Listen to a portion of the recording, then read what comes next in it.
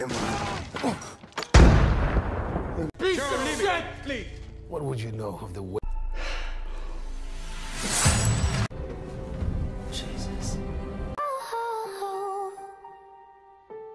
Assalamualaikum warahmatullahi wabarakatuh. Hai, welcome back bersama saya Ama yang akan membahas sebuah film yang berjudul The Old Guard yang dirilis pada tahun 2020.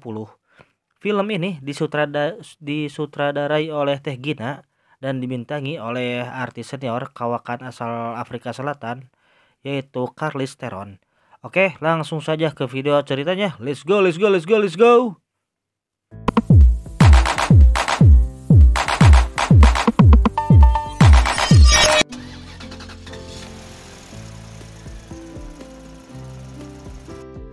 Film diawali dengan setup di kota Marrakesh, Maroko. Ada seseorang yang bernama Andy, tapi bukan cowok, melainkan seorang wanita yang sudah berumur sangat panjang dan kini menjadi pentolan sebuah pasukan yang anggotanya 3 orang dan bernasib sama dengan dia, yaitu susah mati.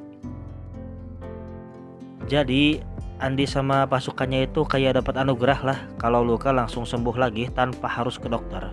Mau luka goresan atau luka tusuk, pokoknya langsung sembuh dan mereka juga nggak tambah tua. Jadi kondisi fisiknya tetap kayak gitu semenjak dapat anugerah itu.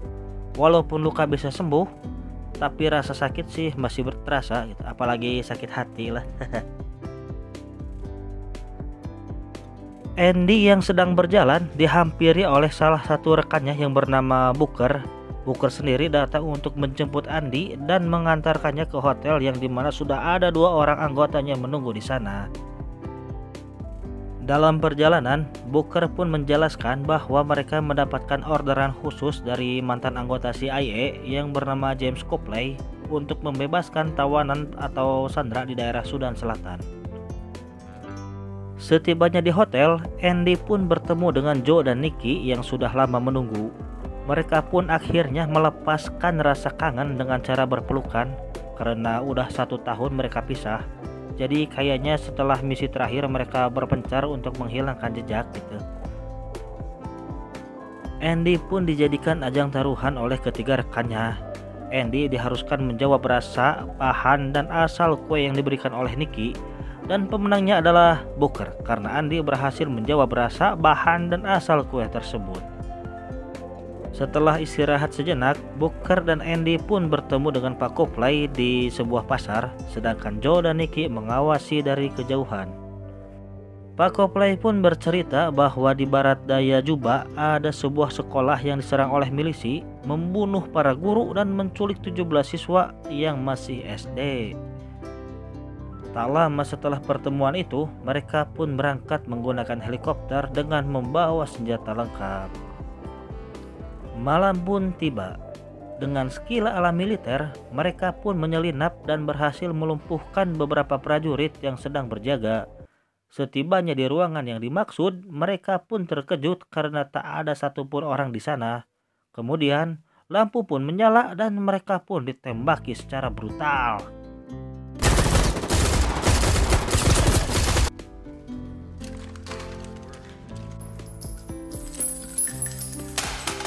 Para prajurit pun tak mengira bahwa Andy dan kawan-kawan akan sadar kembali. Setelah Andy dan kawan-kawan pulih dan sadar kembali, mereka pun balik membantai para prajurit dengan brutal. Sedangkan Pak Copley menyaksikan aksi tersebut di layar komputer di rumahnya. Andy yang sadar bahwa mereka sedang dijebak langsung menghancurkan CCTV dan langsung merencanakan untuk mengejar Pak Copley kembali. Jadi saling mengejar lah gitu. Scene pun berpindah ke Afghanistan yang ternyata di sana sedang berlangsung sebuah operasi militer untuk menangkap seorang teroris. Lalu diutuslah Nile dan rekan-rekannya untuk menggerebek sebuah rumah yang berisi ibu-ibu. Tapi menurut info yang didapat, di sanalah target operasi sedang bersembunyi. Baku tembak pun sempat terjadi. Namun teroris tersebut berhasil dilumpuhkan karena tertembak. Ketika Nile sedang berusaha menolong teroris itu agar bisa dibawa hidup-hidup, tiba-tiba teroris tersebut menebas lehernya Nile dengan pisau yang ia pegang. Teroris itu pun mati dan Nail pun sekarat. Kembali lagi ke scene Andy dan kawan-kawan yang sedang tidur di dalam sebuah kereta kargo entah jurusannya kemana. Tiba-tiba mereka berempat memimpikan Nail yang sedang bertugas dan melihat lehernya ditebas oleh teroris. Mereka pun terbangun dari tidurnya dan saling menceritakan tentang mimpinya. Jadi ceritanya kalau muncul anggota baru mereka bakalan saling memimpikan satu sama lain sampai mereka semuanya ketemu gitu. Jadi kontak batin lah gitu, kontak batin. Andy yang melihat lebih jelas dan tahu tempatnya di mana Nail berada pun langsung pergi untuk menjemput Nail dan memerintahkan anggotanya untuk pergi ke Paris. Di sisi lain, ternyata Nail pun memimpikan Andy dan kawan-kawan. Ketika Nail terbangun dari tidurnya, ia sudah ada di tenda darurat. Para rekan-rekannya Nail pun merasa heran dengan apa yang terjadi pada Nail karena di lehernya tak nampak sedikit pun bekas goresan. Dan Nail pun sembuh dengan sangat cepat. Aneh kan? Aneh kan? Scene pun pindah lagi ke sebuah seminar yang dipromotori oleh Pak Merrick, sang CEO muda pada perusahaan farmasi yang bernama Merrick Medica. Pak Merrick pun menjelaskan tentang obat awet muda yang menjadi target produksinya. Tak ketinggalan, Pak Copley pun hadir di sana. Ternyata di dalam mobil, Pak Copley memperlihatkan video ketika Andy dan kawan-kawan ditembaki habis-habisan namun tetap bisa bangkit lagi kepada Pak Merrick. Namun, Pak Merrick tak puas jika hanya sekedar video saja. Ia meminta Pak Copley untuk menangkap keempat orang tersebut yang akan dibantu oleh ajudannya yang bernama Ken. Pak Copley pun mengabarkan bahwa itu adalah hal yang mustahil karena Andy dan kawan-kawan sangatlah sulit ditangkap. Kita kembali lagi ke situasi Nail yang menjadi trending topik utama bahan gibah teman-teman akibat kejadian kemarin. Ketika sedang menenangkan diri dengan cara mendengarkan lagu, tiba-tiba muncullah Andy yang tanpa basa-basi membuat Nail pingsan untuk dibawa olehnya. Nail pun tersadar di sebuah mobil militer yang dicuri oleh Andy. Kemudian ia pun mencoba melarikan diri. Andy yang mengetahui hal itu langsung menembak kepala Nail yang menyebabkan Nail tersungkur dan tak sadarkan diri beberapa saat. Setelah sadar kembali, Nail pun merasa heran dan bertanya-tanya dengan apa yang terjadi. Andy pun menjanjikan sebuah jawaban asalkan Nail ikut bersamanya, dan Nail pun akhirnya ikut.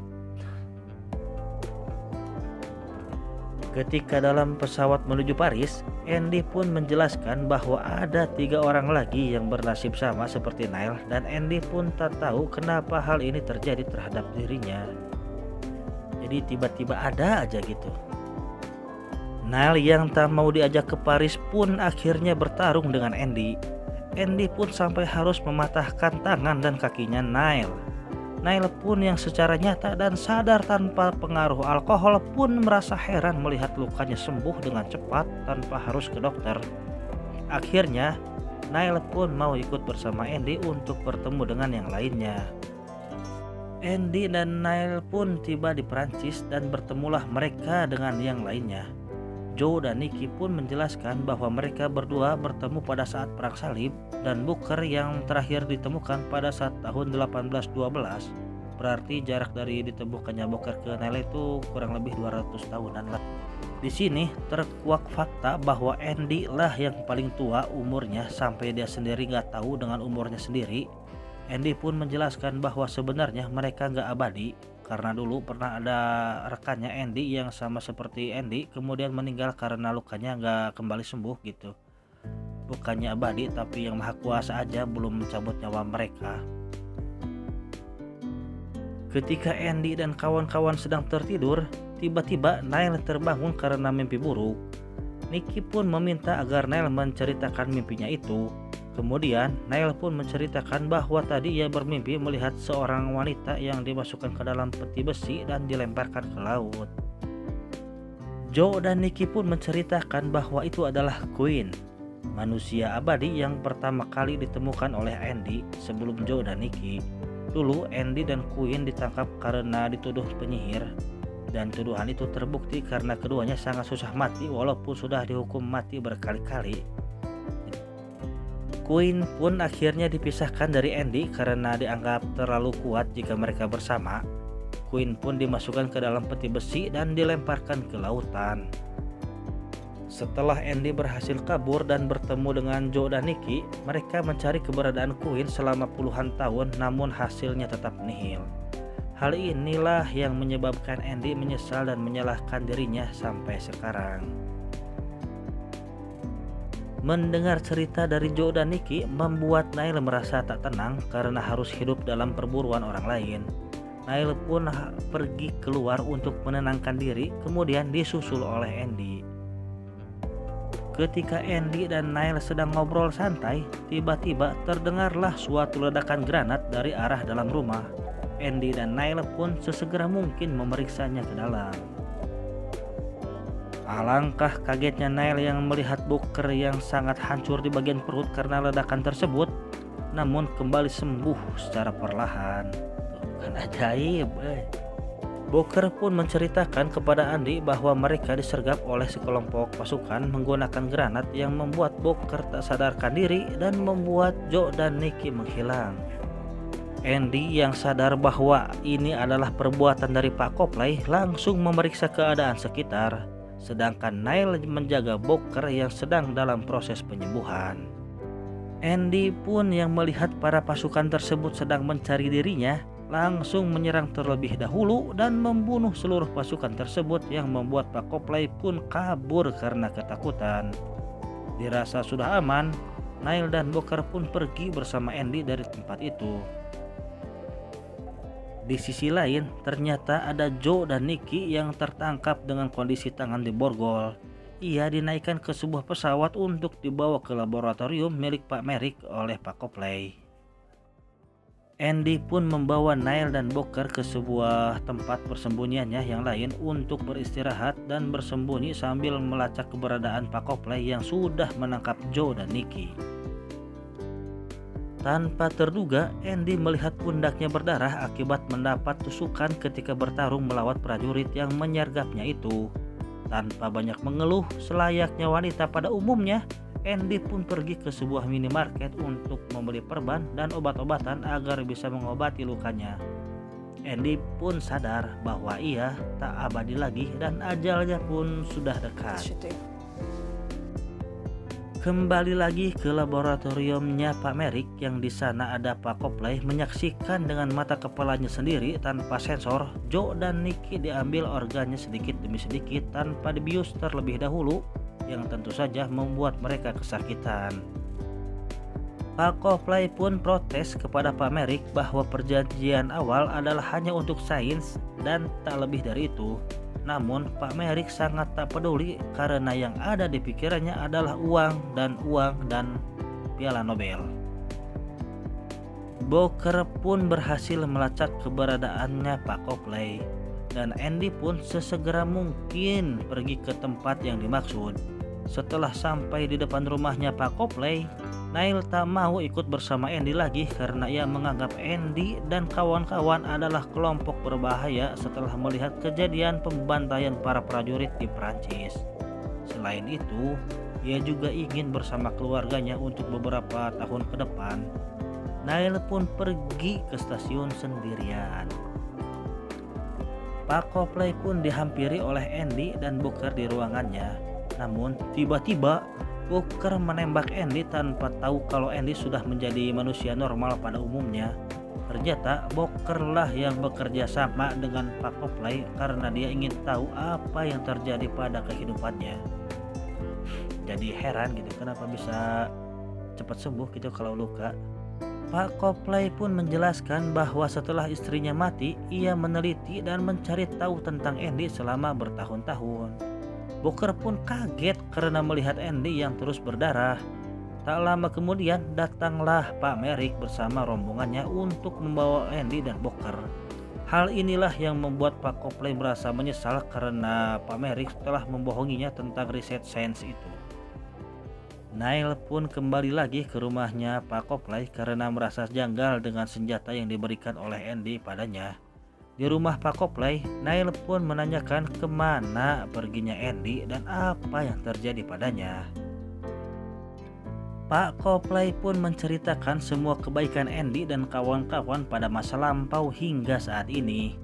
Selain itu, Pak Copley pun ngasih tahu bahwa Andy dan kawan-kawan dibawa ke laboratorium untuk diteliti. Di sini, Neil baru tahu bahwa Andy ternyata orang yang baik tanpa pencitraan. Pak Copley pun memberitahu bahwa Andy sudah tak abadi lagi. Karena merasa bersalah, Pak Copley pun mengantarkan Neil ke laboratoriumnya Pak Merrick untuk menyelamatkan Andy dan kawan-kawan.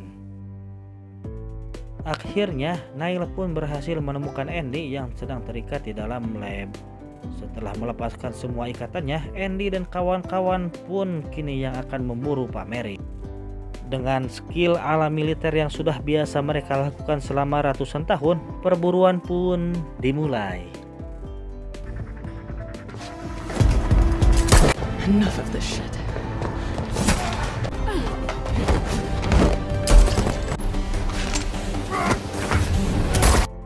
Setelah melumpuhkan satu persatu para pengawalnya Merrick, akhirnya Andy dan Neil pun bertemu dengan Pak Merrick.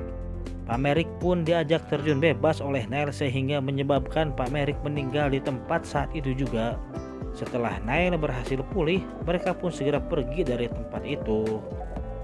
Scene pun beralih ke sebuah bar, yang dimana di situ diadakan meeting untuk menghukum Booker karena telah menjadi pengkhianat tempo hari. Lalu keluarlah keputusan bahwa Booker akan dibiarkan sendiri sampai 100 tahun ke depan, lalu bertemu lagi di tempat itu. Scene pun berpindah lagi ke rumahnya Pak Copley. Pak Copley pun menunjukkan semua artikel yang ia miliki dari 150 tahun ke belakang tentang perbuatan Andy dan kawan-kawan. Dan film pun udahan. Filmnya asli bagus ini mah, pokoknya recommended lah gitu. Setelah nonton film ini, saya jadi kepikiran gimana ya kalau saya bisa kayak si Andy gitu. Hehehe. Tapi filmnya ngegantung nih. Karena di akhir cerita ada Booker yang ketemu Queen. Jadi ini mah harus ada seri keduanya, Ya udah, kalau gitu kita nantikan aja seri selanjutnya. See you next video. Wassalamualaikum warahmatullahi wabarakatuh. Bye bye bye.